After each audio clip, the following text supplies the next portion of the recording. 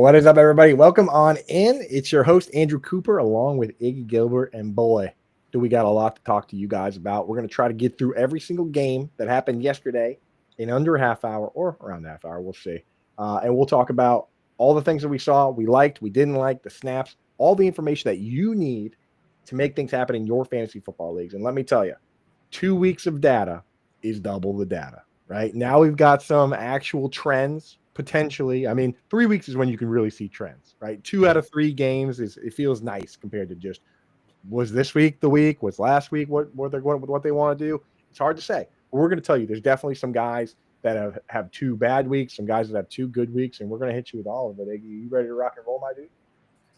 I'm so ready, man. Yeah, it's a lot to cover. It's an exciting week. We got a lot to break down. It's a lot, dude. That's the thing. We got to get it going. But before we get in, just want to shout out everybody in the chat, dude. Thank you guys for popping in. We love hanging out with you guys. Definitely throw some questions in there. Hat back on today. Back to business. Had the wedding this week, but you guys got your one show with no hat last week, one per month. So there you go. All right, let's jump in. Iggy, why don't you hit him with the first takeaways from the Browns Ravens, man? What'd you see out there? AFC North is just brutal, man. I mean, that's really what it comes down to. I just don't know about the offense on the Browns. I don't know if they, Cincinnati allowed a lot of points for Jacksonville. Granted, that's 2 divisional games to start your season. But I don't know if Flacco's going to be capable of carrying somebody consistently. Fanning, he caught 5 passes, so we'll have to see. He might be reliable. He might be a flex play, a tight end premium. You can probably bump him up if that stays consistent, if the quarterback stays the same. So we just have to watch at that. And just, IDP guy, Devin Bush has had 2 great weeks in a row. I don't think it's a fluke. He came in and got a sack last week on top of his tackles. So he might be facing a suspension, but I think he's got to be a pickup and play. And Myles Garrett's just simply amazing, dude.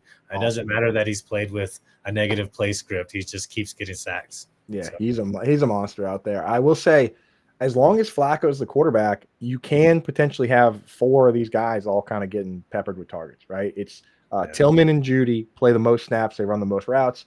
Njoku did run more routes and got the same number of targets as Fannin this week, but Flacco runs such a high volume, high tempo offense that they get up to 70+ snaps every week. The league average is around 63 or so generally, right. But that's the way Flacco operates. But we did see couple lefty balls from Dylan Gabriel. He popped in for that's. I mean, I'm telling you, when that QB clown car opens up over there, that's going to be scary. That's why I did have Juwan Johnson as the ad ahead of Fannin, but Fannin is the guy that should be on rosters, right? Just to see how things pan out here, because I mean, he's catching everything. Yeah, and it's a lot of outlets. Jerome Ford had 5 passes, receptions last week as well. So just something to monitor.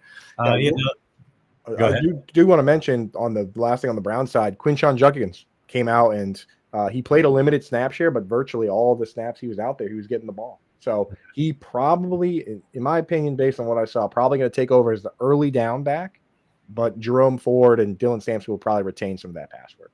Yeah, it's going to be – he muddled it even more, I'm afraid. It's going to be hard to get touchdowns consistently from that backfield.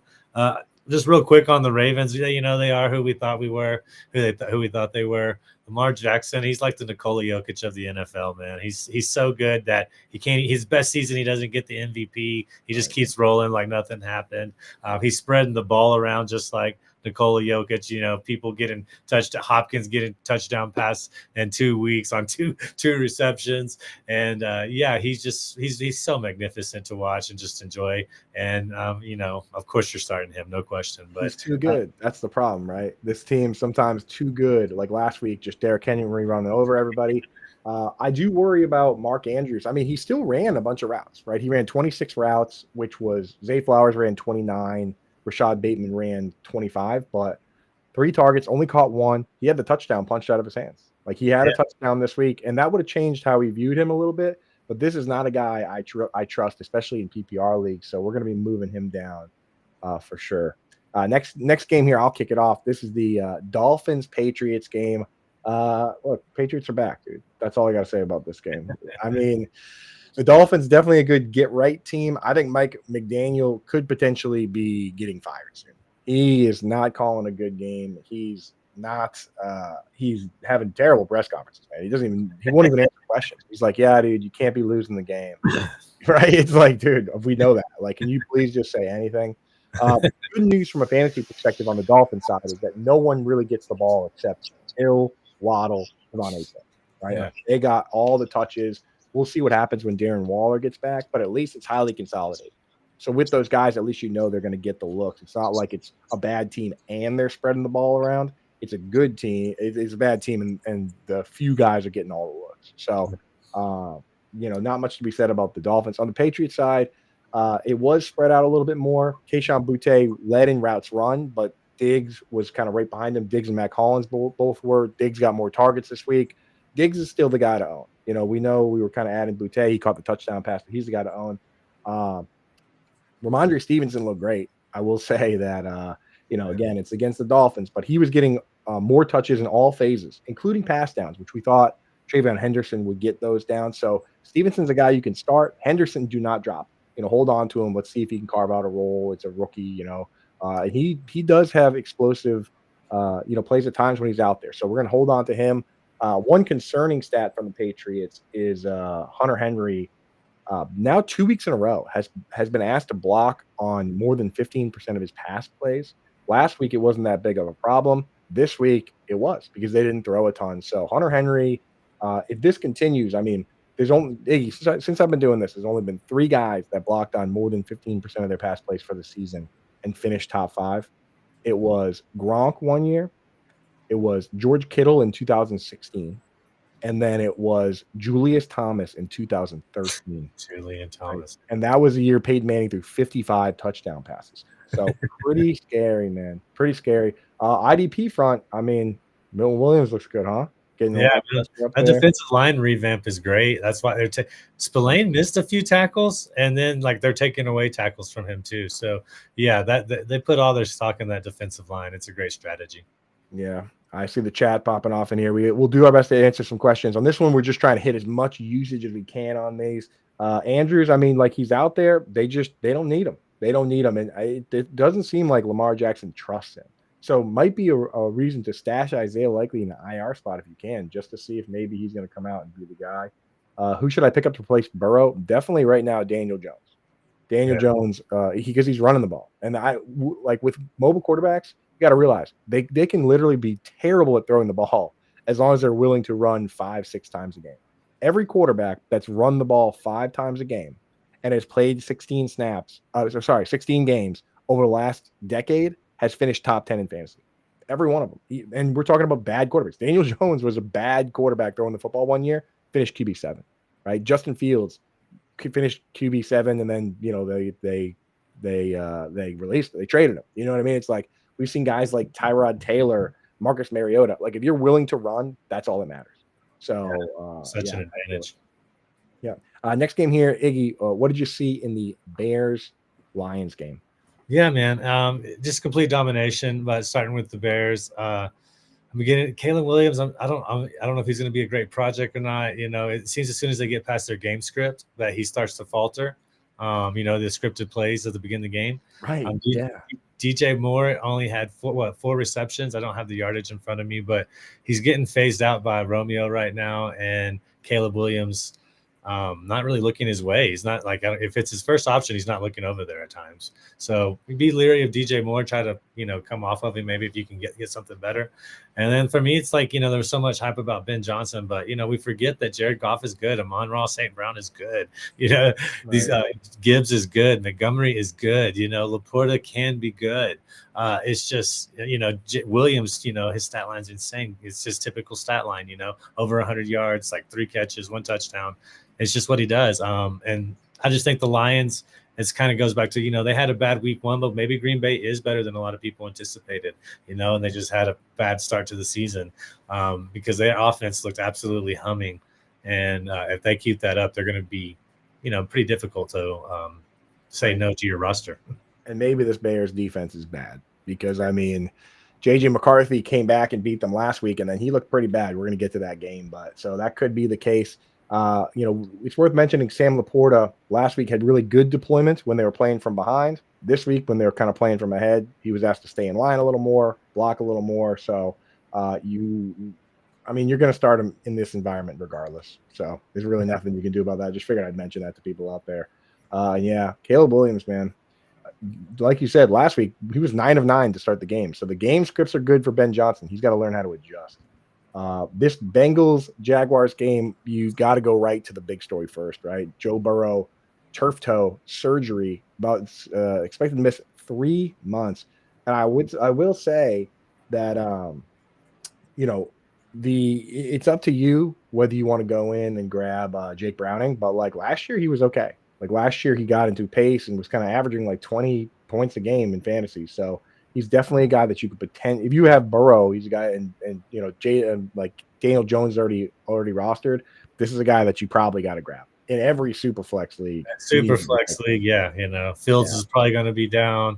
People are going to be looking for quarterbacks. Scott Fishbowl, he's maybe giving up. I mean, there's Scott a lot Fishbowl, people are going to be dropping 100% of their fab on him. Right? Like it gets scrappy. So you got to add him. Besides that, with the Bengals, it's a simple team. It's it's just Chase and Higgins, and then that's it. Like this. So last week in a positive game script, Noah Fant played more snaps. This week in a negative game script, Mike Gesicki played more snaps. I'm just staying away from both of them. Not a game I'm trying to play. Chase Brown played 71% of the snaps, so he's locked in there. Samaje Perine played a couple pass snaps. Taj Brooks is nowhere to be found. So don't worry about that. Jaguars side, a little bit concerning for Travis Hunter. Diami Brown out-snapped him. They had an injury on defense. Who was the guy that got hurt? There was a cornerback that went down. Wingard for the Jags?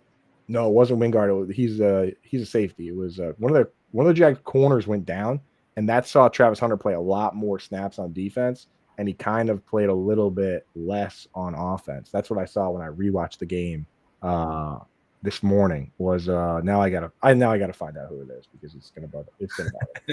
But anyway, he saw more snaps on offense, on defense, and a little fewer on offense, which is a little bit concerning for me.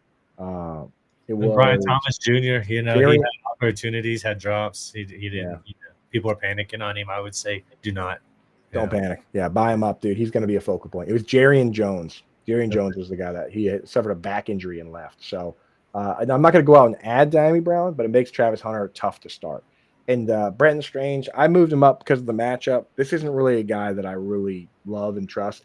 He's an inline tight end that plays a lot of snaps, but they have other guys that they like throwing the ball to. He's kind of in the same boat as like Cade Otton and unfortunately like Tyler Higbee. Like these are guys that it's the same scheme, Sean McVay's tree of coaches, and that's kind of how they do it. They have an inline guy, but they really focus on the wide receivers out of the slot, which means that Brenton Strange doesn't get to play a lot of slot snaps. And you kind of need that for a tight end in fantasy.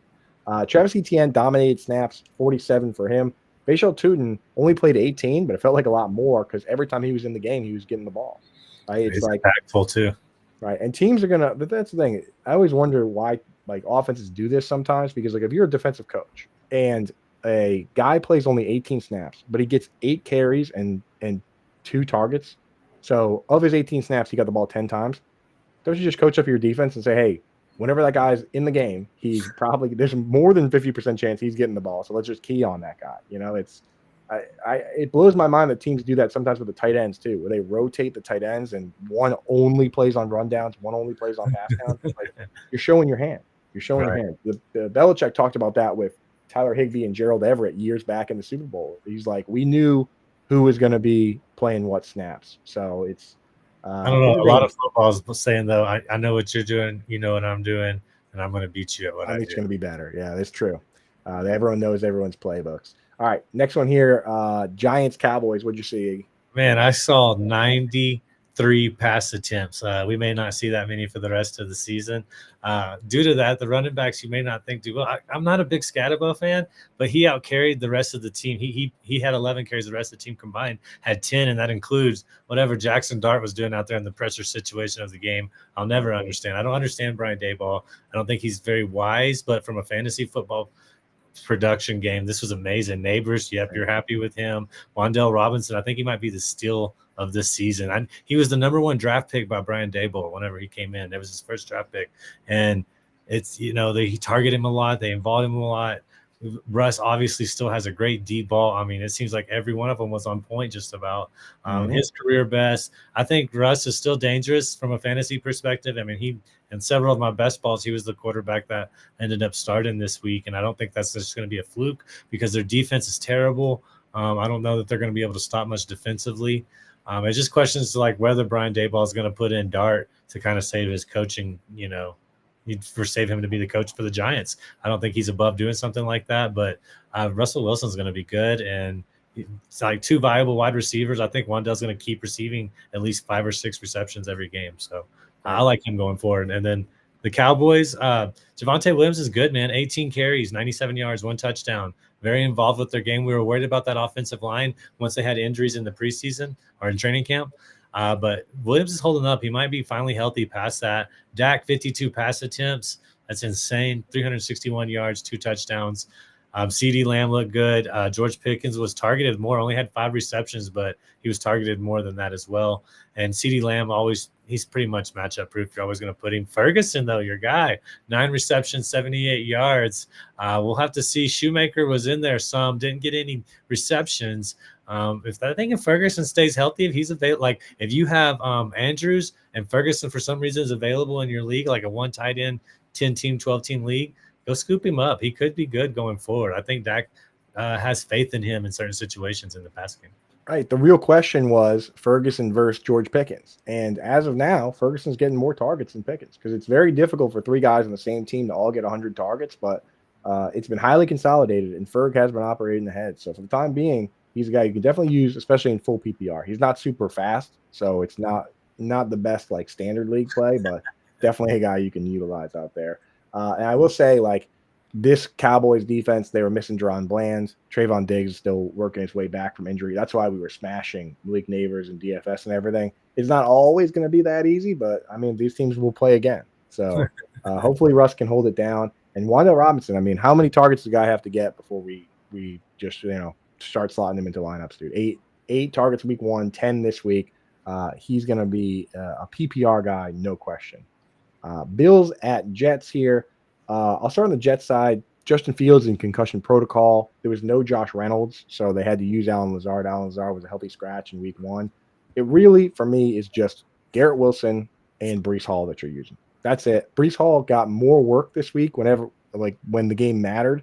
In garbage time, they used Braylon Allen, Isaiah Davis, but Breece Hall was playing like 75% of the snaps up until the game got out of hand. And then Mason Taylor, he's just not really carving out the role we hoped. He even lost some pass snaps to Jeremy Ruckert. So Mason Taylor, just a dynasty stash, not a guy you can utilize. On the Bills side, that's where things are pretty annoying this week. The rotation, man, of the wide receivers. We were hoping, praying that Keon Coleman would be the guy after his big week 1. They did not do that. They rotated heavy 2 and 3 wide tight end sets, a ton of tight ends out there. Yeah, Knox was out there a lot. Knox was out there, Kincaid was out there, and also Jackson Hawes was out there. They love their rotation, and what that saw is no wide receiver really played more than they ran more than 50% of the routes. Not Coleman, not Shakir. Josh Palmer played a bunch. It was just kind of ugly from that standpoint. The leaders in routes run were Palmer with 21, Coleman with 20, and Kincaid with 20, but that was out of 35 possible. So just a big rotation, which was gross. James Cook played a ton, though, and he is the RB1 right now in fantasy football. So he does give some snaps to Ty Johnson on pass downs. He does give some garbage time to Ray Davis, but doesn't matter. This was a guy that I was fading because I was nervous about Josh Allen taking touchdowns and the split. Dude, James Cook is awesome. So shout out John and Pemba. He was on James Cook big time. Yeah, I like Cook as well. Way to go, John. Yeah. I love it. Next game, Rams at Titans. What'd you see, brother? Stafford still got it, man. 23 of 33, just highly efficient.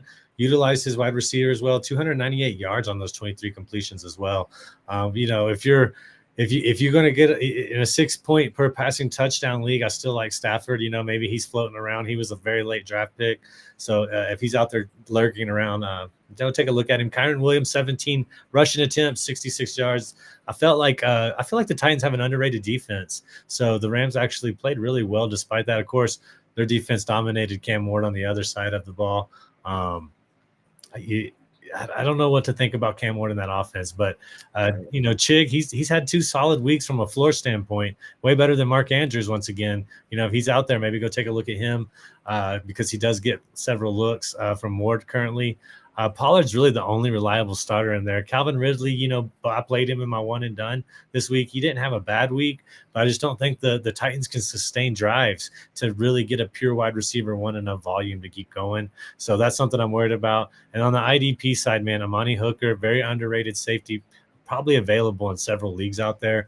We're looking at probably a high snap count. They're probably going to be playing negative play script a lot. So go take a look at Hooker on the IDP side. He's probably available. Love it. Yeah, these Titans pass catchers, there's an opportunity there because Ridley's one, but then Chig and Elik Ayamenar, they both went out and ran like 30 routes, right? Both those guys, they both got 6 targets. So like if one of those guys can kind of break away, then there's upside. This team is going to have to throw a ton. So I've definitely got a Chig in a bunch of places, and I actually was using Ayamenar in DFS because he was very cheap. So keep an eye on those guys for sure. He was like nothing. He was like 3,100. So yeah, pretty easy to throw in there. I get it. Seahawks at Steelers. I see the comments in the chat. K9 back. Yes, Kenneth Walker did look good this week. Maybe not fully back because they still split the snaps. I think they want to do it that way. I think they want to have a rotation between Walker and Charbonnet, but Walker was just so much more efficient this week. It's hard to ignore how well he ran the football compared to Charbonnet, but week 1, Charbonnet looked good. So I think it's still going to be a split, but for me, I'm starting both those guys. Guys like Charbonnet and Trey Benson and Tyler Algier, they are what you drafted them to be. You drafted them to be a handcuff plus that you can start where you need to. And if there's an injury, then they're going to be awesome. And they've been exactly that. So there's nothing really to complain about there. Kenneth Walker, we can complain because we drafted him really early and we want to see more. But, I mean, this week he was like, what was he, like RB8 or something like that? So that's pretty good. The rest of the Seahawks offense, high consolidation. You saw JSN and Kupp were virtually the only 2 guys to play a ton. They got a ton of the targets. That's what happens when you use the fullback and these like blocking tight ends. So those guys are both definitely guys you can utilize, especially JSN. AJ Barner ran 23 routes. Elijah Arroyo ran 18. So neither one of those guys is really a guy you can trust. On the Steelers side, you had DK Metcalf. He's leading that team in snaps. Calvin Austin's playing a lot of snaps, but not really getting a lot of looks. So he's a stash for me for the time being, or even just like a spot start, but we'd love to see more looks for him. The tight end rotation here, we warned that this would happen with Arthur Smith. It always happens. He's a former tight end coach that loves to rotate his tight ends, just like Shane Waldron. Both Freiermuth and Johnny Smith ran 60. Neither one of them ran more than 62% of the routes. Like that, we can't trust those guys for fantasy. We can't. They both got 4 targets. I'm just not they're really not guys I'm utilizing. Maybe Jonnu Smith if you have to pick one of them, but if one of them gets hurt, then we could see some upside. But Arthur Smith has never had a tight end play more than 75% of snaps on a season. Not right. It would not Freiermuth, not Jonnu Smith on the Falcons, not Jonnu Smith on the Titans, not Delaney Walker, not Kyle Pitts. It's just that he's a former tight end coach. That's what those guys do. Jalen Warren, good usage. That's one positive thing. He's like the guy. Caleb Johnson, man, if it's a deep league, leave him on the bench. But he only played 2 snaps, and he blew it on that kickoff that literally cost him a touchdown. Yeah, literally cost him the game. I mean, that was the game. Yeah, yep, cost him the game. So, any other takeaways on the Seahawks Steelers before we move along, Iggy? No, I mean, watch all the injuries on the Steelers defense. That'll affect some moves. So for sure. Yeah. Oh yeah. Joey Porter Jr. being out definitely was why we were keying on JSN this week. 49ers Saints. Yeah, Shanahan and Jones, man, it's a perfect match. Love connection. Don't know how many people out there remember that show, but they want. It's just so crazy that Shanahan. He's gone through this twice with RG3 and Kirk Cousins, and then he went through it with Trey Lance and Mac Jones. And Mac Jones, man, 279 3-touchdown passes. We're not out here just saying the Saints defense is the best, but there's playmakers, on their defensive line and at the linebacker level in that defense. And Mac Jones still put up a solid game. CMC, just steady, just what we need from him to be what he is. He's healthy. Why be concerned about it? He's looking great. JJ solid play as well. Jennings, that is. we'll see how everything goes. But Tongus, man, I picked him up in a couple leagues that I could make moves and make tight end room for 4 catches. What do you think? I was going to ask you about him before I talk about the Saints. Do you think there's any potential? Is he just like kind of a typical 4 catch, 32-yard kind of tight end, or what do you think's up with that? Yeah, I mean, for the time being, definitely a DFS play and a spot start because he actually ran a decent number of routes, more than I figured that he would. So, like on this team, the leaders, Pearsall and Jennings, both ran like 39, 40 routes. That's out of 43. Jake Tonjes ran 31, which that's not even that far off from like what you would get from Kittle. So they're using him as the pass catching guy. And then Luke Farrell played 41 snaps, but he stayed in his role. He's an inline tight end. He only ran 19 routes. Of course, he catches a touchdown pass because that's how that works, right? But like, Tonjes is definitely the guy you want to go to of those two guys if you must. But again, he's just kind of a spot start till Kittle gets back. Yeah, New Orleans, real quick. Juwan Johnson, I spent a significant fab on him. Me too. I had him in leagues, but I think he's going to be the real deal. Spencer Rattler still attempted 34 passing attempts. They did run more this game. Kamara had 21, Rattler 4. Kondre Miller came in and got 5 rushes, but they're still kind of leaning into that pass game a little. Makes sense with the new coach. He's got to make his mark on this team, but Kamara 6 receptions, Olave 6 receptions, Rashid got the touchdown. Juwan Johnson though 5 receptions, 49 yards. He's kind of got the best of both worlds. He's getting the volume, he's getting the yards. Caught a great catch, against Fred Warner or the 49ers over there, and I don't think he's going to have a tougher opponent. From his perspective, there'll be a couple safeties, hybrid safeties that can cover him, but he's a former wide receiver who's got height and he's got bulk. He's got the IQ for the position, big catching radius for Rattler. I just love Johnson. I think Rattler could be sneaky good. He hasn't won a game. If you don't win, NFL stands not for long. So we'll see how that plans out. But I think you got to trust Kamara. You got to trust Rattler. You got to trust Johnson. I have so much Juwan Johnson all of a sudden that I'm rooting for Rattler to hold on to that job because he's getting the ball to our guy. And again, 37 of 40 routes for Juwan Johnson. The only test for him is eventually, Taysom Hill and Foster Moreau will be back, but those guys are more, they don't do what he does. Again, he's a converted wide receiver, so he should be just fine. And a new resume, Taysom Hill's coming off a gruesome injury too. So exactly. Yeah. I'm not worried about it, man. So yeah, Juwan moving on up. Panthers at Cardinals here. Very strange game for the Panthers. You have to always keep in mind with these games that, again, 63 snaps or so is typically the average in the NFL. Panthers ran 85 this week. 85. So, like, you got to adjust everything down a little bit. That's why we look at, like, target share. Everybody on the team got targets. But, for instance, like Jatavian Sanders, he got 10 targets, but he didn't play a full snap share. Again, people are hitting me up because I like this player. But unless he's going to be a full-time player, that's not going to be consistent. It's still McMillan, Renfro, Leggett that ran all 50 routes. And then maybe Jalen Coker, you throw him in an IR spot because if these guys are going to continue to look meh, then, that's a guy that maybe he can come back and be the guy. Chuba Hubbard was a clear top back. And good news, last week, Rico Dowdle played all 7 snaps on third down. This week, Chuba played 7 and Dowdle only played 4. And when they got in the 2-minute drill, Chuba got those snaps. So Chuba is... And he had some receptions in that 2-minute drill as well. Yes, he did. Back to being locked in. On the Cardinals side, this is such an easy team to look at from the pass catching standpoint. It's McBride, it's Marv. Those are the guys. Elijah Higgins to me is a name that everyone needs to know. Like we talk about DJ Giddens as a handcuff for Jonathan Taylor, where like if something happens, then this is a guy that no one really knows too much about, but he would jump into a really good role for fantasy. Elijah Higgins, if something happens to McBride, he jumps into a really good role for fantasy, and they still use him as a pass catcher here and there. And last year, when McBride did miss a game, he went out and ran a ton of routes. He passed Tip Ryman on that depth chart. Tip Ryman's a blocker, so keep an eye on Elijah Higgins. You don't have to roster him unless it's like a crazy deep league. Well, I mean, I got him rostered in Scott Fishbowl because of the tight end scoring there. I look at it and I'm like, you know what? If McBride goes down, this could be a league-winning player. On the running back front, Trey Benson did play a little more, and he's carving out a role. In week 1, the Cardinals didn't have any 2-minute drill because they're playing from ahead pretty much the whole time. This week, we saw a 2-minute drill. Trey Benson got all those snaps, and he got more targets than James Conner. So Conner is still like the bruiser back, the early down back. Trey Benson carving himself out a little bit of role. So he's a handcuff plus that you can potentially use. To me, he's kind of like what Zach Charbonnet was last year.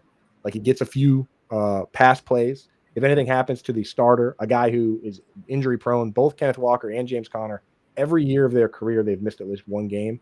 So, like, the way I view Trey Benson is kind of how I view Charbonnet, where it's like, if something happens, you can use him if you have to. If something happens, then it's wheels up.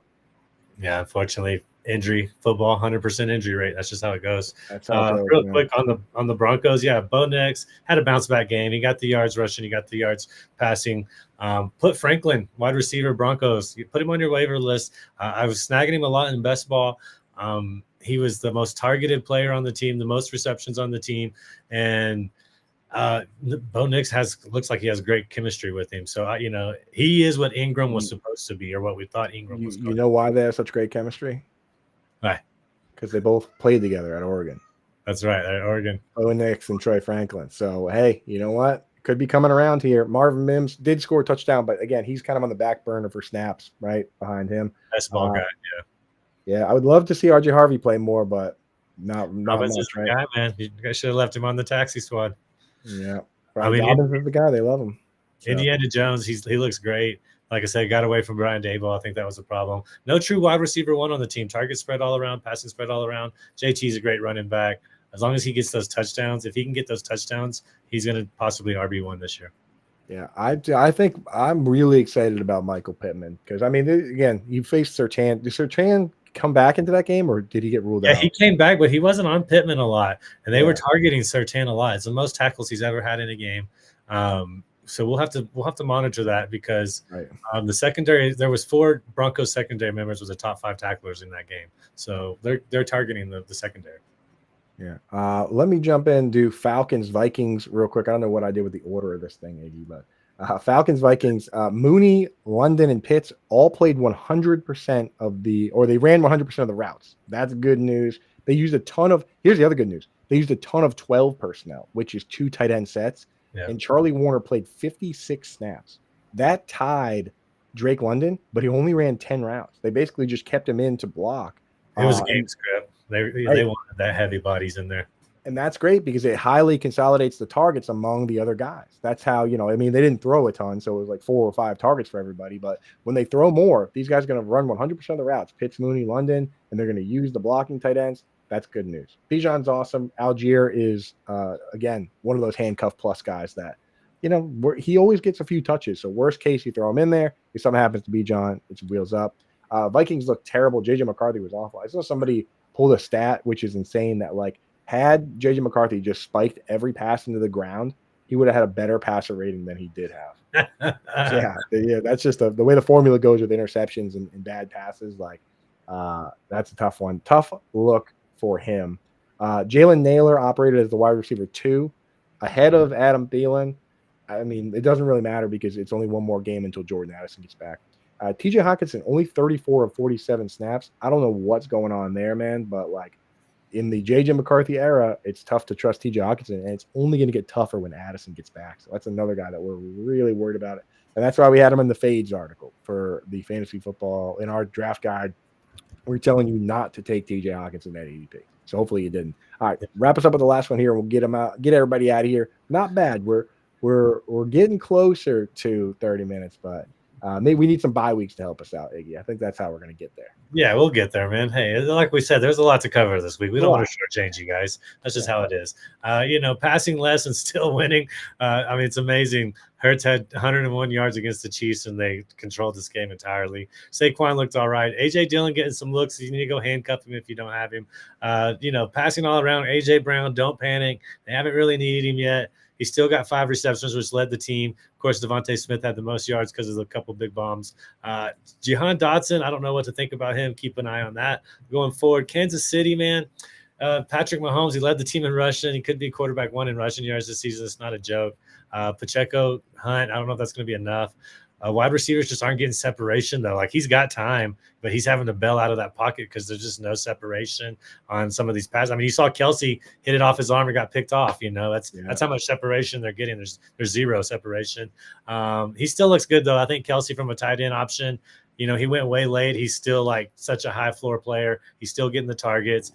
Patrick Mahomes doesn't have many options until Rashid Rice comes back. We're going to have to monitor Hollywood Brown. I know he came back. He's just often injured. So we have to keep an eye on that. But trust in Mahomes. He's going to deliver one way or another. One passing touchdown. He's still going to be a QB1 this week. So it's ugly out there. Yeah, man. But they're going to have their guys back. You know the Chiefs. They're going to be just fine when all is said and done, and probably a playoff team. But yeah, 0-2 to start the season. Tough matchups, though, of course.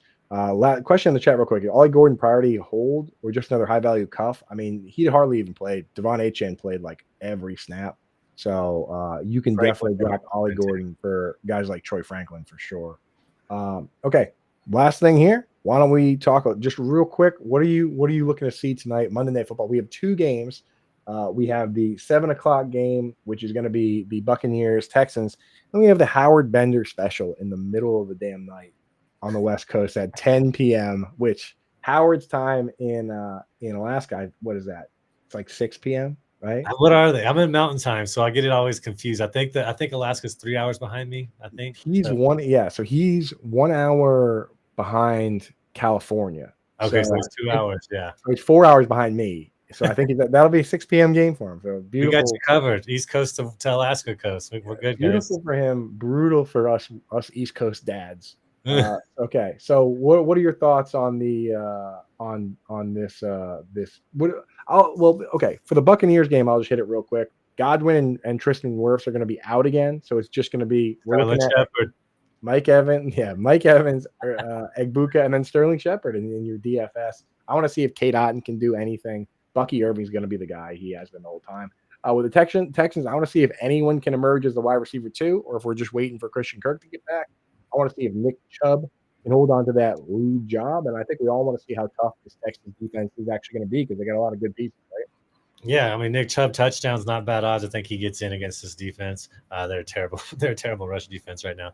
Herbert's so good, man. I think he's gonna. I think we all thought it was Harbaugh. They're gonna run the ball, but as we saw last year, they realized, wait a minute, we have an excellent quarterback. Let's throw the ball. And he's got so many weapons at his disposal for offensive attack. He's going to have a great game against a bad passing secondary. It's boom or bust, so I can't tell you who's going to do great. I think Ladd gets enough volume to be safe. Disley could score 2 touchdowns. You never know. I think it's going to be a high-scoring game, so look out for that. Geno and Carroll, it's another perfect match. I think they complement each other really well. Look for the play action. Look for them attacking another weak secondary. The question is, how Bowers, is he good? Is it the knee injury before the season like we discussed? I went and picked up Myers in 2 leagues. That's something we have to monitor tonight. What does Bowers do? Because he's heavily targeted, heavily involved in everything that's successful in their pass game. And then from a defensive standpoint, Devin White, Jeremy Chin are going to be targeted by Herbert. Look for them to have high-volume tackle nights. Yeah, the tight ends, man. I mean, with Bowers, my advice was just to start him because it's like the tight end position's a mess right now, dude. What are you going to do instead? So just got to hold your nose and start him. Pick up Michael Mayer and start him if you have to. The Will Disley versus Tyler Conklin question, I've gotten that a couple times. People are like, oh, worst case scenario, who do I start? Will Disley played more snaps, but Tyler Conklin, when he ran his routes, he ran more from a wide receiver spot. So I actually would lean more towards Tyler Conklin if you have to. I would rather not start either of them because one of them played more and one of them kind of just came in for a couple pass snaps. But Conklin at least has that pass, that wide receiver-ish role. So if you have to go there, that's where we're going. So, hey, everybody, thank you so much for tuning in. We got you guys in and out as quick as we could with all the information you need. Hit that like button. Hit that subscribe button. We'll be on here live every single day this week at 1 p.m. Eastern time. Iggy, you guys also have a show 7 to 8 on Thursdays, right? So correct. Yeah, we got to get the questions in. We got every single question, whatever you guys got. So that's it for us. We'll catch you guys tomorrow. Adios, turd nuggets.